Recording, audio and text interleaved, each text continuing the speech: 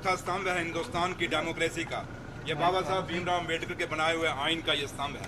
आप क्या सोचते हैं?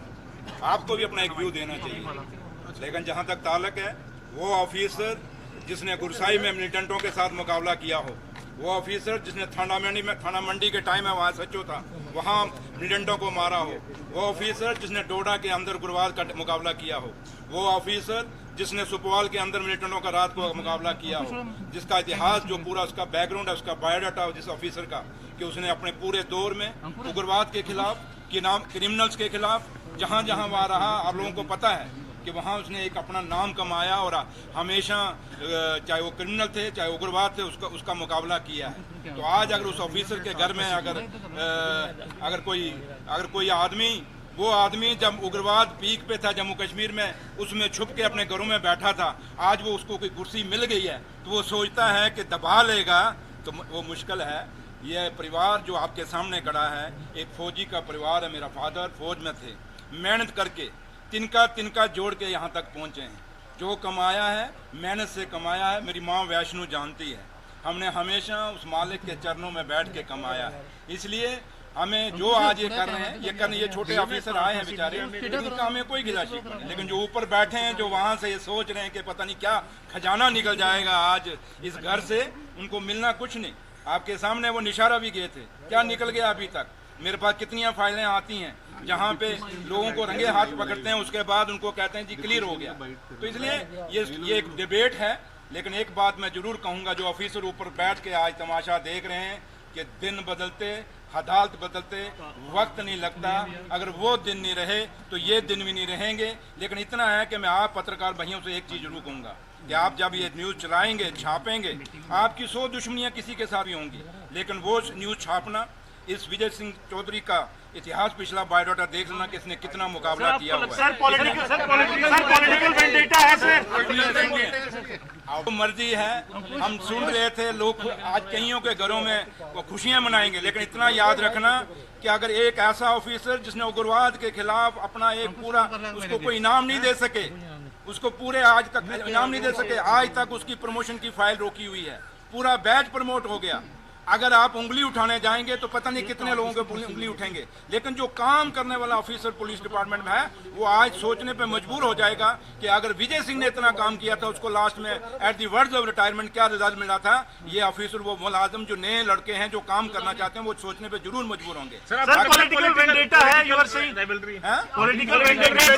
ये उनको पूछिए जिन्होंने ये मेहमान भेजे हैं। लेकिन इतना जरूर कहूंगा मैं कि मैं माँ वैष्णो देवी को मानता हूँ, मेरा परिवार छठी पातशाही को मानता है। मैं उस गांव से आता हूँ जहाँ संत बाबा सुंदर सिंह अली बेग वालों का गुरुद्वारा साहब है। हम संतों, महापुरुषों, उन देवी देवताओं को मानने वाला ये परिवार है। इसलिए जो कमाया है मेहनत से कमाया। लोग 100 एलिगेशन लगाएं, लोग लगाते हैं, जो मर्जी लगाएं, लेकिन हम अपनी आत्मा को जानते हैं। इसलिए आज भी आप देखें मेरे चेहरे पे कहीं हाँ दुख जरूर है कि मेरा वो भाई जिसने पूरी उम्र, जिसको हम मना करते रहे कि मत कर, आगे फ्रंट पर मत आ, लेकिन वो आता रहा, उसका फल आज उस मेरे भाई को ये मिला है। इसलिए दुख जरूर है मुझे कि जिस भाई को अवार्ड मिलना चाहिए था, उसको प्रमोशन मिलनी चाहिए थी, उसको प्रमोशन को रोकने, क्योंकि उसकी फाइल आपको पता होगा दोबारा चली है, उस फाइल को रोकने के लिए, उस प्रमोशन की फाइल को रोकने के लिए कुछ लोग जो ऑफिसर पुलिस की इनर जो रेवलरी है, कुछ ऑफिसर जो इसको पसंद नहीं करते थे, वो सोचते हैं कि शायद विजय सिंह को दबा लेंगे। आप लोग विजय सिंह को जानते हो, विजय सिंह दबने वाला नहीं। लेकिन इतना जरूर है, ये लड़ाई शुरू हुई है, अब इसका मुकाबला हम करेंगे, लीगली तरीके से करेंगे। हमें हिंदुस्तान की जुडिशरी पे और जम्मू कश्मीर के काफ़ी सारे अच्छे ऑफिसर भी हैं जिन पे हमें भरोसा है, और जो लोग इंसाफ करेंगे। अगर विजय सिंह गलत है तो गलत होना चाहिए, अगर वो सही था तो उसको अवार्ड मिलना चाहिए था, उसकी प्रमोशन होनी चाहिए थी, ना कि आज उस 2-2.5 साल बाद जब उसकी रिटायरमेंट थी उसके पहले आप उसकी प्रमोशन रोकने के लिए इतना बड़ा तमाशा सर, आपको लगता है कुछ मिलेगा उनके घर से? चलो आप भी इधर हैं, शाम तक बैठो, वो भी इधर हैं। यहाँ कईयों के पहले घर में पड़ा है तो क्या हो गया? जो लोग ऑफिसर जो काम करने वाले हैं उन पे एलिगेशन किस पे लगते हैं? काम करने पर। कभी उस ऑफिसर निकम्मे पे एलिगेशन लगते देखे जो सिर्फ दफ्तर से बैठ के सियासतें करता है? ये ऐसे निकम्मे ऑफिसर जो हैं ये साजिशें चलते हैं। लेकिन जो काम करने वाला ऑफिसर है, कभी आपने देखा है उसको कि भाई उस पर एलिगेशन नहीं लगते? चाहे कोई भी लीडर होगा, चाहे भी कोई भी आदमी काम करना, और आप पत्रकार हैं, अगर आप अच्छा काम करेंगे आप पे भी एलिगेशन लगाएंगे। तो जो पत्रकार चमचागिरी करता रहेगा भाई, मैंने कहा कि सुरेंद्र चौधरी अगर इनसे डरता होता तो शायद आपके सामने यहाँ खड़ा होकर अभी बोल कर नहीं जाता। आपको टारगेट नहीं, मैं एलजी साहब को नहीं कहूंगा इसमें। एलजी साहब नहीं, ये पुलिस के अंदर कुछ लोग हैं जो प्रमोशन उसकी रुकाना चाहते हैं, और आप ललित जी अच्छे से जानते हैं उस विजय सिंह को, या नहीं जानते तो फिर आप में से कौन नहीं जानता। मतलब उस आदमी ने जिंदगी में कितनी मेहनत की है, कितना काम किया है।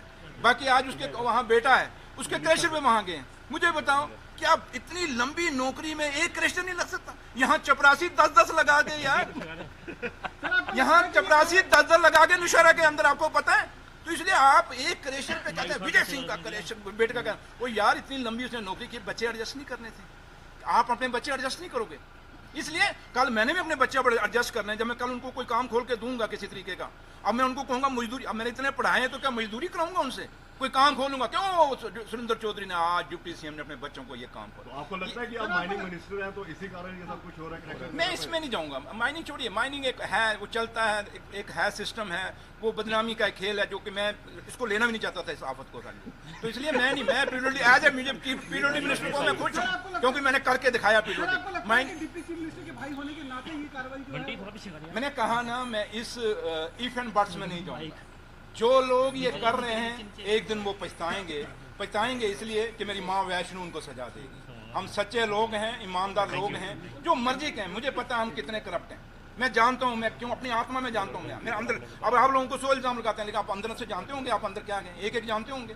इसलिए छोड़िए, मैं इस डिबेट पे नहीं जाऊंगा वो क्या मैं कौन सा हूँ क्या हूँ। लेकिन इतना जरूर कहूंगा कि मुझे दुख हुआ कि वो ऑफिसर जिसने पूरी जिंदगी गद से अगेंस्ट जाके उसने उग्रवाद के खिलाफ लड़ा, और उसको हमेशा पोस्टिंग आप देख लें पुंछ में 90 में कौन जाता था, या सॉरी ये जब पीक पे मिलिटेंसी थी 97 98 में जब रास्ते बंद होते थे, कौन जाता था पुंछ में? ऑफिसर ट्रांसफर लेने से डरते थे। और ये सामने होकर आपको याद है, चट्ठा चौकी, कोई चट्ठा में चौकी बना के राजी नहीं था। ये वो ऑफिसर था जो खुद उसने कहा जी मैं चट्ठा में चौकी बनाऊंगा, जो चौकी आज चट्ठा में जहाँ कोई घुसता नहीं था, दिन को नहीं, कोई रात को तो दूर है, दिन को नहीं घुसता था। यार दुख हुआ इस बात का मुझे। इसलिए मैं नहीं कहूंगा ये क्या है, लेकिन मैं इतना जरूर कहूंगा जिन ऑफिसरों ने ये सियासत आज की है बड़ी गंदी की है, और आने वाला कोई ऑफिसर जो पुलिस डिपार्टमेंट का कोई काम या कोई सिपाही काम करना चाहेगा वो डर के करेगा, यार मैं काम करूंगा, गलती होगी, ये मेरे पीछे पड़ जाएंगे। इसलिए बदनामी उसी की होगी जो काम करेगा, जो काम नहीं करेगा वो हमेशा कोई